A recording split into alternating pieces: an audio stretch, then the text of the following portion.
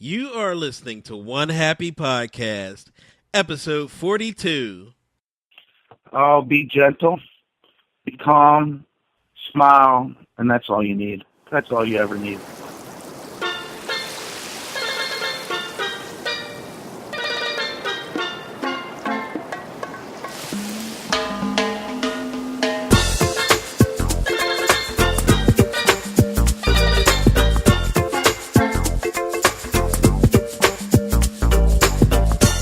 And welcome to One Happy Podcast, the officially unofficial podcast of the island of Aruba. I'm your host, Curtis Robinson, aka Aruba Kurt. And before we get started, I just want to take a moment to tell you all how much I appreciate you. I mean, really, I love hearing all the feedback that you guys provide, so keep it coming because it keeps me going. Now, on to today's show, which is going to be amazing. Because I am being joined by Jay Stull, who is a great guy that I met thanks to the power of Facebook. Now, he was suggested to me by someone else that I had interviewed. I asked, he said yes, and that brings us to today's show. Now, Jay has visited Aruba a bunch of times, and he's one of those people that makes friends no matter where he goes. Now, as you'll hear on this interview, he knows everyone on the island, and if you ask me, although he lives in Baltimore, he's mastered the Aruban way of life. But let's just get to the show, and you can hear it all for yourself. Hey, Jay, how's it going? Fantastic, Kurt. It's great to hear from you. Yeah, you too. Are you ready to take listeners on a journey to your Aruba? Oh, my goodness. You know, for me, Aruba's home for me. I look forward to going again for, I think, the 18th or 19th time, and I don't ever want to leave. In Papiamento, it's Mita Americano, mi no quiero vai for Aruba, which means I'm an American and I don't want to leave Aruba. Very cool. Man, your pronunciation sounds pretty legitimate. How'd you pick up Papiamento? Well, years ago when we first bought our timeshare at the Marriott Ocean Club, there was a gal in Champions. Her name was Jasmine, and I always was curious about the language and asked her to teach me this saying, that saying, how do you say this? And she gave me a Papiamento book, basically a grade school Papiamento book, and she says, here's the book, learn this, and next year when you come back, I will not speak English to you. So how'd it go? Comes to be that she got pregnant, and the following year left the company. But I saw her one other time, and we laughed and carried on, and I said a few things in Papiamento, and she was proud like I was a little kid of hers, a graduate. And that's the Aruban attitude, Those guys are so great down there. Yeah, it's a gentle place. They welcome you with open arms. All you have to do is be friendly and gentle, and they'll love you forever. That's right. So how did you first discover Aruba?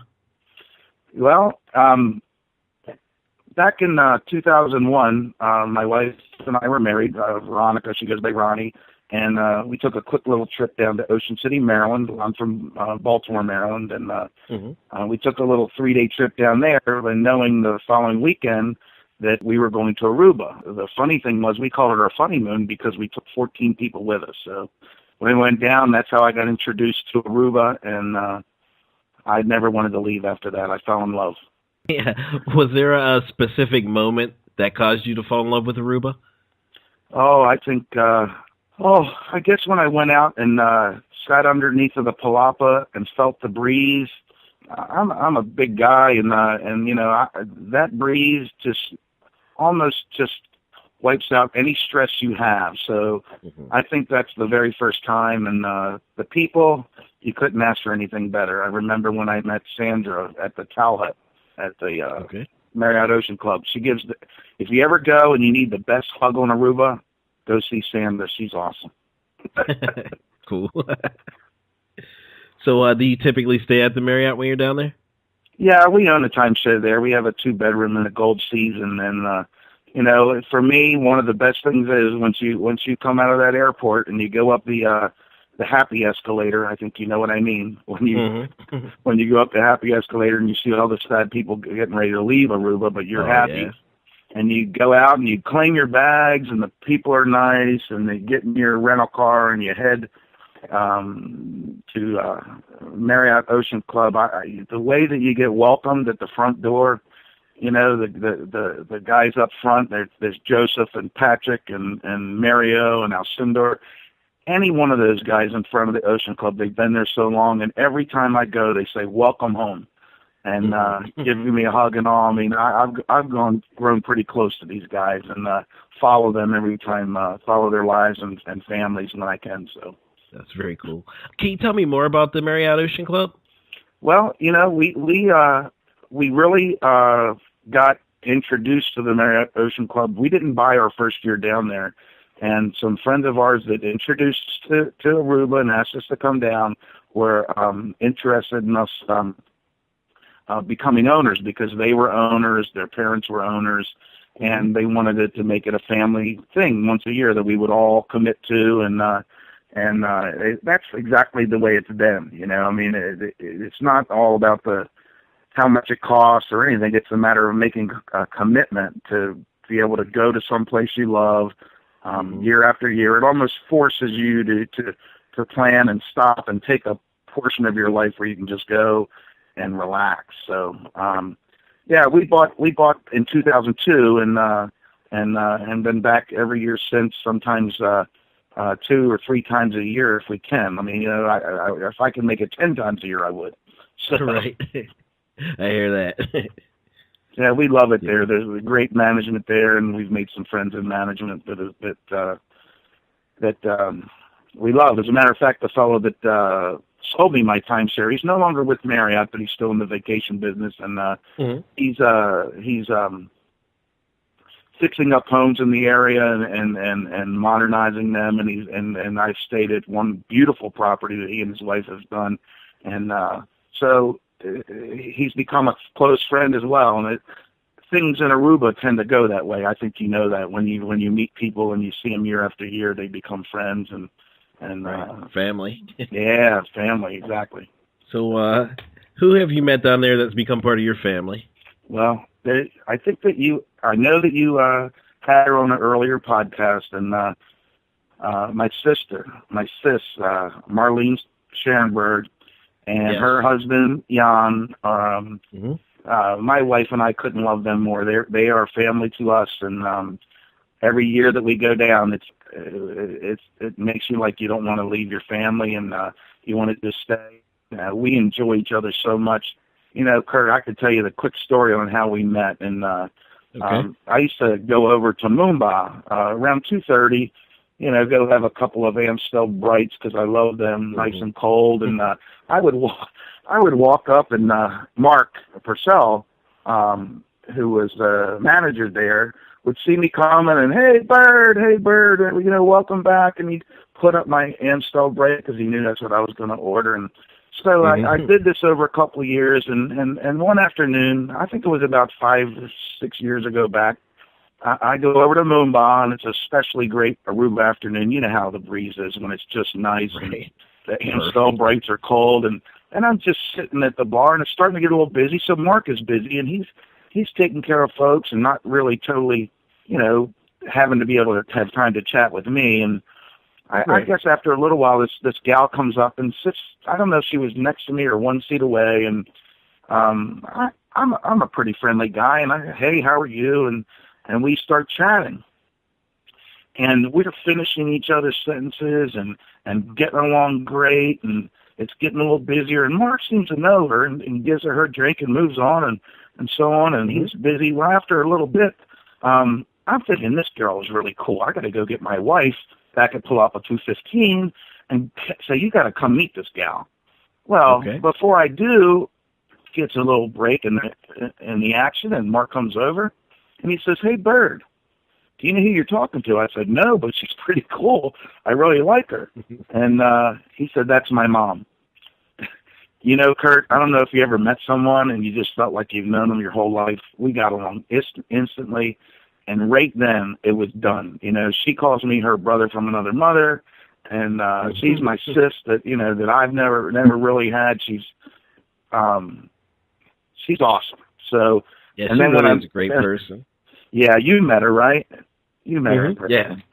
Yeah, it's fantastic. Then when I met her husband, Jan, we get along fantastic also. So he's my bro. So I have a bro and sister in Aruba. And Nice. I look forward to seeing him. As a matter of fact, Jan takes his time off to his vacation time when we're down there so we can all hang out. We really enjoy each other. So anyway. Yeah, that is so cool. So let's go back to the Marriott for a second. Now, the resort is huge, beautiful resort, right? Yeah. But you don't only spend time on the resort. You also venture out all over Aruba. Oh, yeah. I every year I've been down, I've rented a car, and I just get in and, make a left. Go out and make a left, or go out and make a right. Right. You know how I've heard that you have that same philosophy. Yeah, sometimes you just got to make a left. Yeah, you just go, and I've done that so many times and all over the island, and found places that, oh my goodness, that most people don't even know about the island, and I think that sometimes that they're missing the point of the island. The resorts are great, but when you get out amongst the people and get out that way, you really get a taste of the island and how laid back it really can be. Yes. So, do you have any funny stories from a time you went out and just explored a bit? Oh my goodness! I'll tell you a couple funny stories. I went out and I was exploring, and everybody goes to Superfood or Ling & Sons and so on. Well, I brought a buddy of mine. We've been buddies for 40 years now. He's traveled all over the world and with his job, but I never thought about that. But here we are, and we stopped in. We need to get a little bit of groceries in the morning. We go into Chang's, which is up from Superfoods, the road in the back there. There's a grocery store there right off of the road that goes by CMB Bank and Papiamento. It's called Washington, and it ends up at the road right where just north of Chang's. There's a place called Yum Yum or Yummy Yummy or something like that. Okay. Right next to the door is Chang's. Well, it's a little grocery store. And we're looking in there, and we needed to get some quick groceries, and we looked everywhere and couldn't find any eggs. And we're looking and looking and looking, and my buddy turns to the person up front, who I found out later was Mr. Chang, who is still working behind the counter and ringing people up. And my buddy says, "Mayo Jidan." I said, "What was that?" And this person yeah, exactly. The person looked up and said, "Oh, follow me," and pointed. They were in the eggs were in a box underneath of the counter. So you never understand what you're going to run into there. But and then when we're going out, he says "hen how" and puts his thumb up, with his fist like the thumbs up, and he says, "Okay, I don't know." He says, "All I know is hen how means that whenever you put your thumb up." And as soon as he said hen how, all of the other checkers in line go, "Oh," and they give a thumbs up, and it was a great thing. Nice. Oh my goodness. I love it. The local things are the real things. There's places. I think people have talked about Dingo. That's a great local place. You can go in there and get a drink called Strobler. They have it lined on the walls. You've seen it? No. What is it? Oh, Strobler. It's like Dutch Jägermeister, but much smoother. Okay. And you have to go in there because that way, then you've been to Aruba. And I think the only place that you can get Strobler is in Aruba. So you have to go. Cool. Yeah. Oh, and there's 080. I don't know if you've been to 080. Another little local. Tell me about that. Yeah, you know the road where you make the turn to go up to Alta Vista Chapel off of that main back road there? Where you go by Caribbean Palm Village. Well, right on that corner, there's a little bar, a little Dutch local bar called 080. And a friend that I made friends with, the owner is Jaap Ripken and Yappy. I got to tell you the story about Yappy's balls. This is crazy. Okay. This is a crazy story. My wife and I, Ronnie and I, were hanging out with Marlene and Jan, and I had never really been there. And she goes, "We got to go to 080." And I kind of knew where it was and all, and she kept saying, "Oh, God, Yappy makes such great balls. Well, we didn't know, but she said, I'll call him and make sure he has his balls. Oh, my God. We're laughing. We're carrying on so much. I got tears in my eyes. And she just let it go. And then when we got there, she orders meatballs, these giant Dutch meatballs. And I am telling you, Kurt, if you want something that's a treat, you go there and order some meatballs from 080 and have yourself a cold Amstel Bright or Pulaski or whatever you want. It's a treat. You will love it. The only other place I know that's even close to as good as his is Linda's Dutch Pancakes. I know it sounds weird to order meatballs at Linda's Dutch Pancakes, but you got to try it. They're so big you can make a sandwich out of them for 3 days. Wow. So what's the difference between Dutch meatballs and Italian meatballs? You have to go. I have no idea. I don't even want to know. And I don't think I'm ever going to ask because I want to look forward to going to Aruba and eating them there. So cool. I'm going to lead the way there. I will go to 080 and try Yappy's balls. There you go, my friend. It'll be a great introduction to local fare. Nice. Do you have any other local spots that I should hit up? Oh, well, I understand that you haven't been to Papiamento yourself personally. Right. I would strongly say that as far as an upscale restaurant, that's certainly unique. Couple of neat things about that place is Mr. Ellis, the owner's father, Mr. Ellis, was knighted by the Queen of Holland. He's an actual knight, and you can meet an actual knight. He loves cigars. I was in there one time, and I had a little cigar after eating some dinner there with my wife, and I was sitting at the bar, and we're sitting there, and I was chatting with him a little bit, and he says, "You want a good cigar? I'll go get you a good cigar." So he goes back into the Kanuku house because it's an old renovated house, and he goes back in. He comes out with 2 cigars, and he says, "Here's one for now, and here's one for later." I couldn't. He adopted me then, and I adopted him. He's like my pop. So anyway, his son is Edward, and he runs the place. And if you go, make sure that you see Sandy. He's the bartender there. He's a great guy. He's like a Versace model, and ask him or Edward, Mr. Ellis's son, so that you can go in the Binja, the Casa Binja, the wine room. It's fantastic there. Okay. So that's one of the places. Bingo's another. 080's another. And my favorite place, probably on the planet Earth, is Casibari. I went there last year on my 55th birthday, and I actually brought down 2 really great bottles of wine here from Maryland. I put them in my suitcase and took them down there, and they let me open up my own bottle there. And we went there on a Wednesday. I suggest you go on a Wednesday, and they have live band or jazz music, and it's just a fantastic place as the lights come up and shine on the rocks. It's awesome. Yes, incredible atmosphere there. It's incredible. It's especially at night. You know, my friend Rebecca, the bartender there. Every time I go there, she says, "Welcome back, damn it," because I've always told her the joke that my wife changed my first name to Damn It. So, "Damn it, Jay, you know, take me to Aruba again." Right. So how's the food at Casibari? Oh, it's fabulous. I always get one. My wife always gets the burger. Believe it or not, she loves it because they serve it on the thin piece of the bread, like the flatbread, and she loves that. And I always like the filet mignon. I mean, $16.50. How can you beat it? You know, yeah, you can't beat that. They even you pay double that most places. That's it. And you know, they even after you're done dinner, they even make apple pie on the grill. It's a big outdoor round grill, and you can watch them make everything. It's a fabulous place. So the other place that we all love, and you know this place, is Local Store. If you ever need a burger, you have to go to Local Store. They make everything, fresh right then and there, and the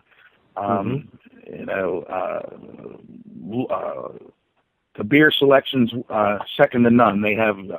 Yeah, you can't beat it. You know, they must be up to 100 different kinds of beer. So Yeah, that'll probably be our the first place we eat in Aruba when we get down there. I'm going to be jealous. I saw that Mark, Mark Purcell, Marlene's son, is now at local store. He's no longer in Mumbai, and he's running a local store. And I saw that they were smoking pork shoulders. Oh my goodness, it looks so good. I think they posted a couple of those pictures today on Facebook that are just. I want to jump through the screen and just order 2 or 3 of them right now with about 10 Amstel Brights and just stick a fork in me. Right. Yeah, I'm a sucker for pulled pork. I'm going to have to give that a shot down there. All right. So do you have, you've been down there 18 times, right? Yeah, I live somewhere in that neighborhood, 18 times. Every time you go, you never ever want to leave. So I try to I try to keep the sad part about leaving out of my mind and just, look forward to going. Yeah. So, do you have any tips for newbies that are going to be visiting Aruba? Oh yeah, I have a couple. I would certainly, if I were you, if you're going to go, I would bring a soft-sided cooler because you can pack that in your suitcase and take it to anywhere. The beaches down there are public, so you can go anywhere and take your soft-sided cooler and. The one thing that my wife and I do is we take Solo cups and fill them up with water and put them in the freezer so they make giant ice cubes, and pack like 5 or 6 of those and then in the cooler, and it lasts like block ice almost. So that's one of my things. Also, if you pack, they have plastic clothespins. So that if you want to, keep your stuff up off the sand and so on, and attach them, we take plastic clothespins and attach stuff everywhere. So the wind is part of Aruba and makes me love Aruba, but you have to deal with it, So yes, I've lost the beach towel due to the wind at Renaissance Island one time. Yeah. Oh, one other thing for newbies. You don't have to change your money into Aruba florins. They take dollars everywhere. The other thing is there's a lot of things are priced in Aruba florins. So the easy way to convert that, and you can do it right in your head, is divide it in half and add 10%. So if something says 20 florins, divide it in half is 10, add 10%, which is $1. So if it's 20 florins, it's $11 US. So that's you'll be within a penny or two or whatever, so that's a good thing for you to know in your head when you're in the grocery store sometimes and things are marked in florins. It's an easy way to convert. Yeah, nice, easy math. Yeah. Educational podcast. Thanks for bringing that to the show. Yeah, well, somebody taught me, and I said, boy, I'm going to remember that. So do you know any other Papiamento off the top of your head? Oh, the language of Papiamento. Hola, contabai. If you hear that in the morning, that's hello, how are you? Hopi bo. There's bo, which is good, and then hopi bo, which is very good. So, okay. And then if you want to say what's happening, you say Kiko to Kiko. Kiko to Kiko. Kiko to Kiko. There you go. I'm going to use that a lot. Kiko to Kiko. There you go. If you do that, you'll get a lot of thumbs up. You'll get a lot of hen house. Nice. But that would be funny. Yeah, definitely. Yeah, if I will definitely incorporate that. If you throw in a little Papiamento, you'll easily make friends down there, and you'll find that they will try to help you even learn more. So, yeah. Mas laat me the Aruba people. Mas laat me the borrachi. That means later on I'm getting drunk, actually. One of the first things that they tried to teach me, but anyway, it's funny. Yeah, I'll probably be using that one. Yeah. Where is your preferred watering hole when you're down there? Oh, if Casibari's one, 080's another, but then there's Barney's and Ron and Aline. Oh my goodness, you talk about people that treat you like family. These guys, if they're not my brother and sister, they're my cousins. Ron and Aline. Right. My wife Ronnie and I were actually invited to their wedding on the beach down in Eagle Beach, which was spectacular. Mm-hmm. And to throw in a little something else, because Jan, Marlene's husband, is chef Barney's, I always bugged him. I said, let me come help. I've got some restaurant experience in my background. Let me come help. So the day of their wedding, I went down and helped make some crostini and some deviled eggs and a couple other things that were going to be passed at the when everybody got back to Barney's at the reception. And mm-hmm. Yeah, so it's fantastic people, and I couldn't advise you any more to at least go in there and be gentle and friendly, and you'll maybe find yourself a sister or brother or cousin for a lifetime in Aruba. So nice. Yeah, I like Barney's a lot. They have great burgers there as well. Oh yeah, great burgers. They have the make your own, and then they have the all you can eat nights with the rib night and steak night, and they have some great all you can eat nights. I strongly suggest that. So I think the last time we were there, it was all you can eat slider night. Oh yeah, slider night. Yeah. No, great. They got good with Amstel Brights. Lots of Amstel Brights. Is there anything that doesn't go well with Amstel Bright? Oh, I don't know, my friend. I know I go good with Amstel Bright. There you go. A nice breezy afternoon in Aruba with Amstel Brights makes me happy. Where is the absolute best place to enjoy an Amstel Bright? Oh my goodness! You got to pick one. Oh my goodness! Oh my goodness! I would have to say, I'm going to say 080. The reason is because they're so cold there. I don't know how they do it. That when you take that first sip, your bottom lip gets stuck to the bottom.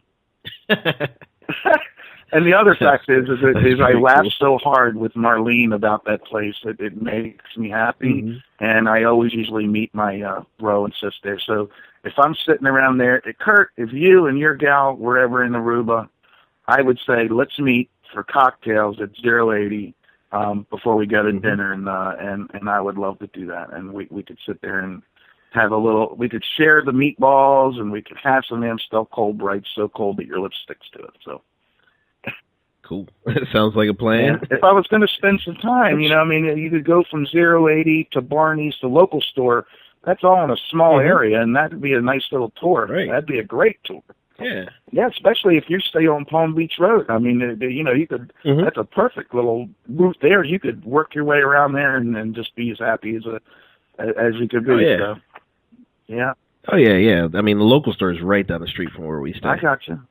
And if you do venture off, and you ever do go to Casibari on that Wednesday, make sure you stop in Pacifico. Pacifico is on the road right before you go back into where Casibari is, where it makes it a little hard to find back in there. Pacifico, you have to go in there. It's a treat that it's an experience you need to have. I mean, we were in there one time, and there was she was over 6 foot. The bartender girl, it's a Chinese bar, and there's the gal, Asian girl behind there. She was over 6 foot in furry Ugg heel high heels, boot high heels. They were almost. Right. And shorts and a bikini top. And I was in there with Marlene and Jan, and we had to explain what a Jack and Coke was. It was hilarious. I cried my eyes out in laughter there, too. And Marlene almost went around the bar and pointed to the Jack Daniels bottle. It was crazy. It was so much fun. Yeah, there's so many little treasures on Aruba to discover. Yeah, man. That and travel the island. Just please don't stay in your resort. You have to get out. Even if you were in a car for one day, and like you like to do, go out and make a right. And then when you can't go any further, make a left, and then make another left. And just go explore. You know how to follow the DVD trees that always point to the high-rise end of the island. They'll always point you right back to that lighthouse. So. Yeah, you can't get lost on Aruba, really. Yeah. One time I was traveling around, and this is a funny story, on one of our trips where we just made turns, and I wound up at the Marine base at inland there. I was, Frenchman's Pass and all that over near there. Okay, yeah. And I pulled in, and I just made a right because I was following, let's make a right here. And I pulled up to the gate, and I was like, holy, am I going to be okay? And they just had me turn around and, I gave him the salute and left and all, but what a fun experience, you know. It's fun just to drive around Aruba and enjoy yourself for the day. Right. Yeah, and like you said, even if you just rent a vehicle for one day, get out there and actually see the island. I totally agree. I couldn't agree with you more, my friend. Now, you're episode 42 for a reason. You want to share with everybody what that reason is? I don't want to get to it. Well, it's funny because in college, right, someone mentioned the number 42 is the answer to everything. And it was just like a comment that they made in passing. But for some reason, it stuck with me. But I didn't think anything about it probably in 15 years or so until you brought it up. And that's whenever it all clicked in my mind. I'm like, wait a second, I've heard that before. You gotta look it up on Google. Or you ask, if you take your phone and ask Google, say, Google, what is the answer to life, the universe, and everything? It'll give you the answer as 42. Yeah, I did that. Yeah, you told me to do that. Yeah. See, I didn't know any of this. Yeah, I was surprised it worked. I always joke. I say I have a 42 tattooed on my leg. And when I go down to Aruba, they say, hey, 42, it's 42, right? Or, hey, 42, what's up? Or whatever. Well, For me, it was my football number when I was growing up. I mean, everybody called me, hey, what's up, 42? And we called, on the football team, we called each other by our numbers and all and so forth. But I always make fun and tell people I went to a tattoo parlor out in Vegas, and it was not maybe the best tattoo parlor, and everybody took a number, and the guy in front of me had number 41, so I just said 42, and so I got 42 tattooed on my leg. Very cool. But anyway, after I found that out, somebody told me about that, so I looked it up, and I said, oh my God, everything was number 42, 42, 42. You know, if you add up the dots on the dice in a craps game, 1 + 2 + 3 + 4 + 5 + 6, so on, +1 + 2, it's 42. How many generations from Abraham to Jesus? 42. It just goes on and on and on and on. You know, there's so many things in religion. The Orion Nebula, you know, when you look up in the sky and you see Orion, that nebula at the bottom of the sword, that's Messier object number 42, and it just goes on and on and on. And I never knew this. You know, the angle of the sun to produce the rainbow is 42 degrees. It's crazy. So it was my football number. That was it. People come up to me all the time. They say, Hitchhiker's Guide to the Galaxy. That was the book that it came from. So Okay. Yeah, I've seen the book, and they also have the movie, but I've never read the book or seen the movie. Well, let me ask you, do you have something special planned for your 42nd visit to Aruba? Staying there for the rest of my life. It sounds like a plan. So, Jay, are you ready for the Eye of the Hurricane? Yeah, let's do it. The Eye of the Hurricane. But first, I have a friend that wants to tell you about a great show going on at the Marriott Stellaris. Hey, everybody, this is Aruba Ray here to tell you about live stand-up comedy every night from February 3rd to March 4th at the Aruba Marriott Stellaris Resort. Comedians from The David Letterman Show, The Tonight Show, Saturday Night Live, HBO, Comedy Central, all performing every night in a hilarious 90-minute show. It was named the best show in Aruba for 3 years in a row, and USA Today just put it on its 10 best list. Get tickets at www.arubacomedy.com. You can also call 520-6606 or 749-4363. Seating is first come, first serve. Doors open at 8 p.m. Any age can go, but it's intended for a mature audience. And with each comedy ticket, you get 20% off the Aruba La Vista Buffet, and you get free Stellaris slot cash. See you at the show at the Marriott Resort and Stellaris Casino. Okay, Jay Stull, welcome to the Eye of the Hurricane. Now, as you know, Aruba lies below the hurricane belt, but on One Happy Podcast, we pick you up and drop you right in the center of a hurricane. And that's where I'm going to ask you a series of questions that you'll just answer in your own Jay Stull way, okay? Yes, sir. Let's go. Okay. Finish this sentence. You know you're in Aruba when? You are headed up the happy escalator off of your plane, and that breeze hits you. Give me a no-brainer great time in Aruba. Take yourself to 080 and order some Amstel Brights and some of Yappy's meatballs. Okay, what's the best kept secret in Aruba? Oh, without a doubt, Casibari on Wednesday nights. They have a jazz band there, and you just have to go. So describe the scene for me there. Oh, Casibari, you go in, and there's the Blues Brothers meet you. There's a giant round grill. There's the Eiffel Tower. There's 2 airplane engines that are in the ground, buried in the ground, and then there's some giant rock formations that you can climb up, and they light it up in all different colors at night. It's a spectacular place. What's missing from Aruba, or how do you think Aruba could be improved? Have a permanent place for you, me, my wife, your wife, for all of us that love Aruba, where we could just go and stay whenever we want. There you go. It sounds like a great idea. What's your Aruba vacation superpower? Oh, make friends. Make friends. I'm not afraid to talk to anybody, and I've made so many friends down there, including my sister and my bro. If I meet you down there, Curtis, we're gonna be friends instantly as well. Nice. We already are. What do you think is the key to making friends down there so easily? Oh, be gentle, be calm, smile, and that's all you need. That's all you ever need. Feel the island vibe. Yeah. So do you have any tools, apps, or resources you use when you book your Aruba trips? I don't. I mean, I've been going down so many times. I mean, I have friends down there, and between my timeshare down at the Marriott Ocean Club and the friends that I've made down there, I pretty much set things up that way through them.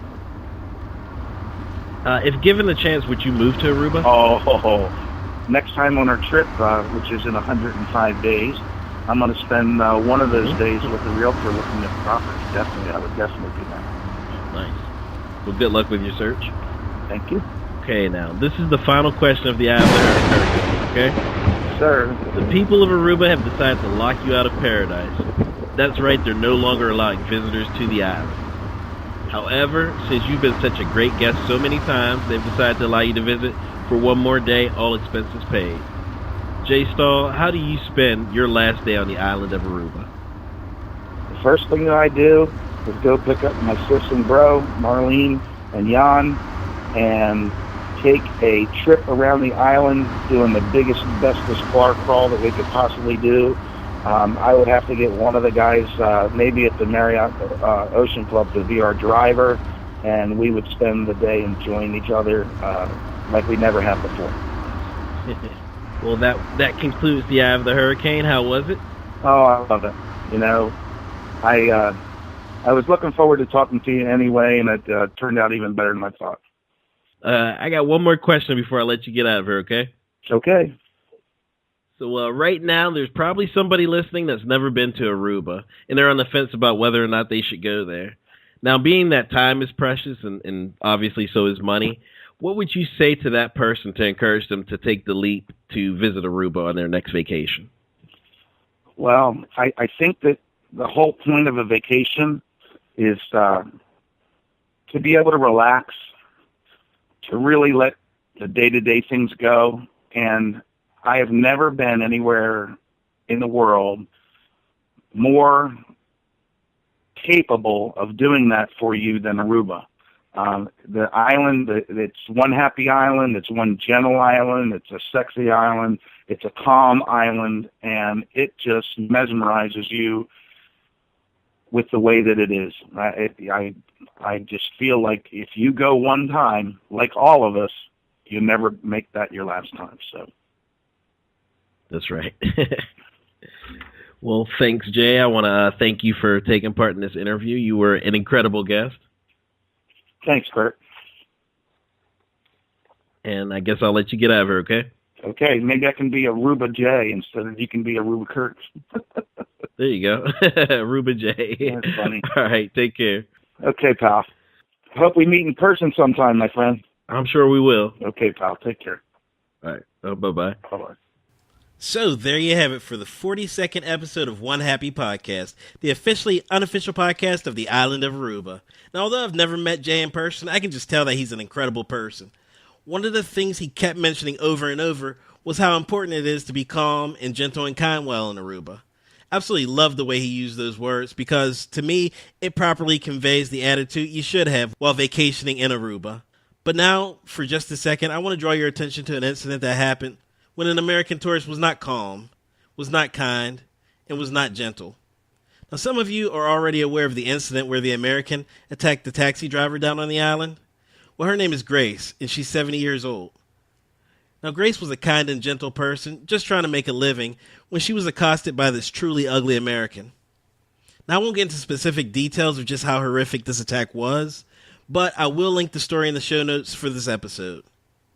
Now, Grace isn't doing so well. Ever since the attack, she's been hospitalized, and although she is doing better, chances are she'll never work again. A GoFundMe campaign has been set up to help cover Grace's medical expenses and other costs. The goal is $10,000, and currently it sits at about $5,000.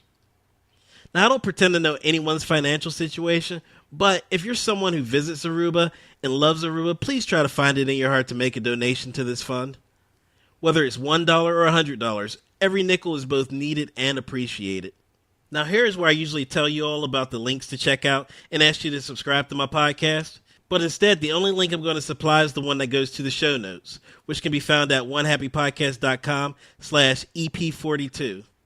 Now, Jay gave a ton of incredible information, so go there and check that out, and I'll have links to everything he mentioned. But then, this is the important part. Scroll to the bottom to the section that says links and resources mentioned this episode. There you'll only find 2 links. The first will be to the news source for those of you who are skeptical about these sorts of campaigns.